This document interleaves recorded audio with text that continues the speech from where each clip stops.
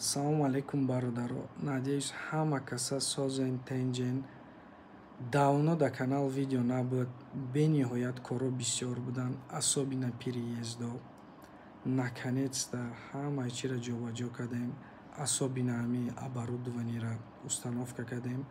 Иншааллоҳ скоро дар YouTube канал видео пайдо мешаванд, видеои хуб.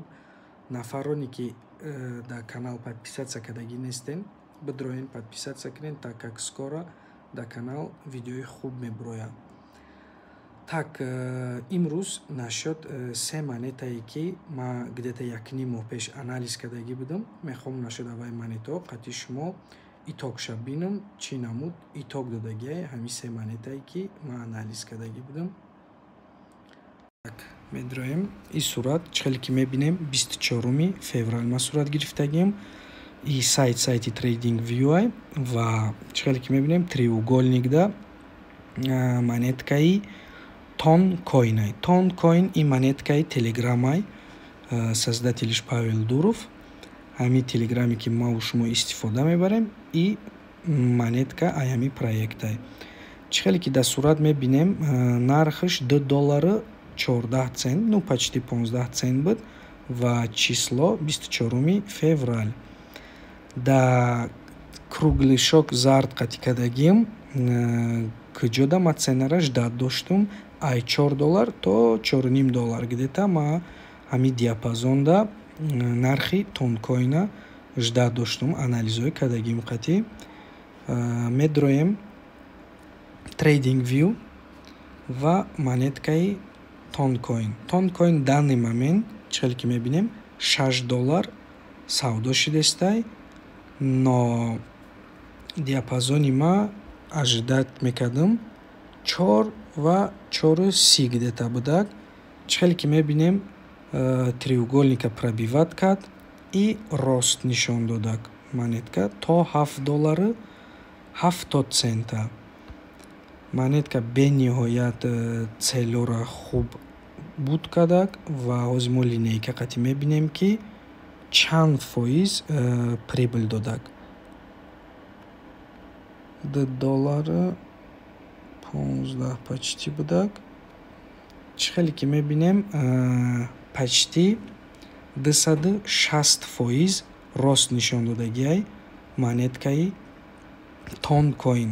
Ҳамаи даже ҳамин целое ки ман ажидат мекардам болотар рафт ай цели ки ман мондагӣ будам. Бениҳоят рости хуб нишон дод ва ман фикр мекунам ки монеткаи Toncoin бо метавонад рости хубтар нишон диҳад. И совет нестай барои ягон кас покупка, барои ки ин монетка уже рости нормали нишон додагиай ва метавонад ғалта ретест кунад, баъд рост нишон диҳад. Пеш ай ҳар як монетае ки мехарен худтон анализ кунен и решение кунен ки ҳамин монеткаро мегирен или не. Но данный момент чихеле ки мебинем ма вақте ки анализ кардам монета $2.15 буд, зонаи ожидания $4.5 буд ва чихеле ки мебинем даже ай ожиданияи мара зиёдтар хест. Давайте як мебинем ки кадом числода ҳай монетка ростша нишон дод. 11 апрел. 11 апрел $7.70 шудагиай. Получается ки мо 24 февралда анализа кардагем. Где-то 1.5 моҳда 260% монеткаи Toncoin рост нишон дод. Давайте следующий монетка да мерем. Ин монеткаи Галай. Ирам 24 феврал. Да инҷа числоаш ҳамаш ҳаст. Яке нафароне ки бовар намекунанд. Чихеле ки мебинем дар графика то же самое треугольник да будем. Зона ожиданияи ма ай $4.5 то $5 будак. Ин монеткаи Гала ма да Инстаграм да сигналои бепул партофтагӣ будем. Кстати, нафароне ки да Инстаграм подписанен бидроем бибинен уҷада ҳаст. Ме да TradingView медроем монеткаи Гал. Чихеле ки мебинем монеткаи Гал данное время $3.34 савдо шудестай ва 24 март $5.85 хестак. Так, агар мо линейка гирем ай зонае ки ма анализ кардагӣ будам, линейка туғрӣ мекунем. Телефон қати камтарак неудобняй. Так, чӣ хеле ки мебинем монетка 100% рост нишон додагиай. Монеткаи гал в течение як моҳ. В течение як моҳда 100% рост нишон додагиай. Яъне агар нафароне ки монеткаи тонда 24 феврал медиромаден, баъди якним моҳ $10,000 агар мехариден да $10,000, чисти прибыл $26,000 бешид, кроми пули мондагии хитон. А монеткаи гал боша, нафароне ки $10,000 мемонден, $10,000 чисти прибыл мегирифтен. Общи сумматон $20,000 мешид.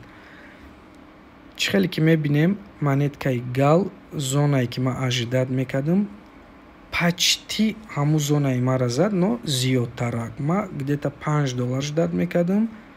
Даже да ҳамиҷа нигоҳ кунем ки 5,62 ма зиёд ждат мекардам монеткара, но монетка то 5,85 задагиай. Монеткаи галам точно диагнозе ки ма кардагием да и диагноза оправдат кардаг бигем. Сеюм монеткаи мо и монеткаи арбитрумай. Ирам числош 24 феврал,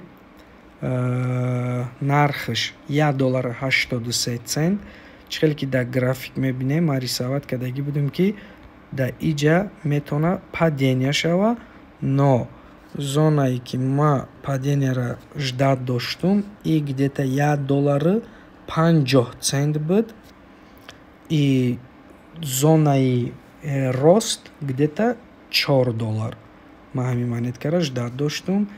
Ирам 24 феврал медроем TradingView, монетка арбитрум данный момент $1 торговать шидестай, $1.01 ва числое ки мо ира анализ кардем 24 буд.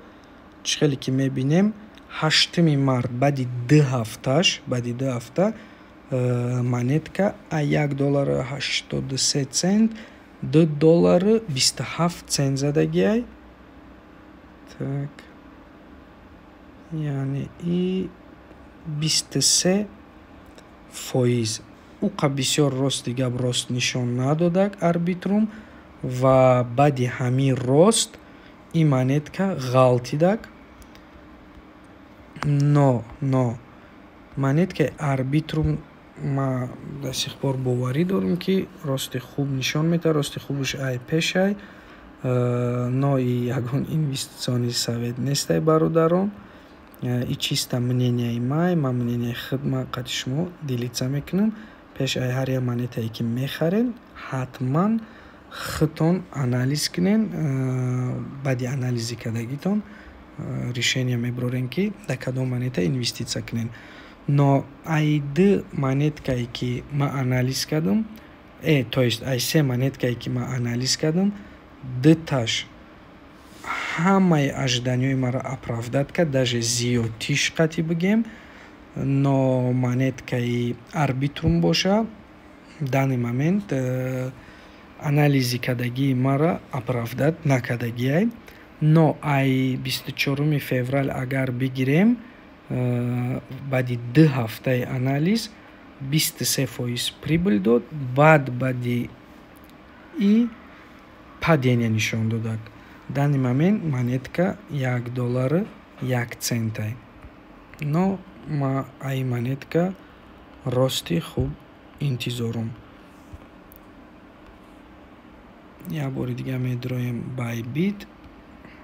Тон чӣ хеле ки мебинем $7.70 зад, гал $5.85 зад ва арбитрум $2.27 зад баъди анализи ма. Ай $2.40 и пешакӣ будак. Ма где-то эне число да 24 да линияи зарди роста агар бинен 24 феврале ма да ҳамиҷа где-то анами зона да буд анализ кардам. И хестак монета, но баъди рост рынок в общем ғалтид и монеткаи арбитрум бигем успех накард рости хча нишон додан. Плюс да и монетка камтарак чӣ буд, эмиссияш зиёд шид, да циркуляция монетка зиёд дромадак, из-за этого камтарак давление продажа зиёд шидак. Но арбитрум бениҳоят проекти хубай, Layer 2 решения да блокчейни эфириумай. И монетка яке монеткаи топай бигем. ма ин монетка рости хуб интизорум. Агар бародаро ҳамин намуд як дақиқа камераро туғри кунем. Агар бародаро ҳамин намуд тема шумода интересная, чтобы монеткоро ма анализ кунам и да телеграм канал мепартом, да инстаграмам история мекунам ва баъди як моҳ или баъди як ним моҳ анализ мекунем ки монетка чанд қадар мода рост нишон дод и да кадом муддат мода мисол рост нишон дод или падения нишон дод. Агар ҳамин намуд тематика шумода интересни боша, да комментария нависен, ай ҳамин намуд анализо зиёдтар мешавад да канал. Ва мехоҳам ки отдельни благодарность барои одамое бугум ки комментария менависен ва да телеграм ва да инстаграм асобина сообщение бисёр менависен ки ака кай видео меброя, видеоро интизорем. ад души шумода раҳмати калон бародаро, так как цинид мекунен кори мара ва интизор шавен иншаалло скоро да ютуб канал бениҳоят видеои хуб меброя. Салому алайкум бародаро, то видеои оянда.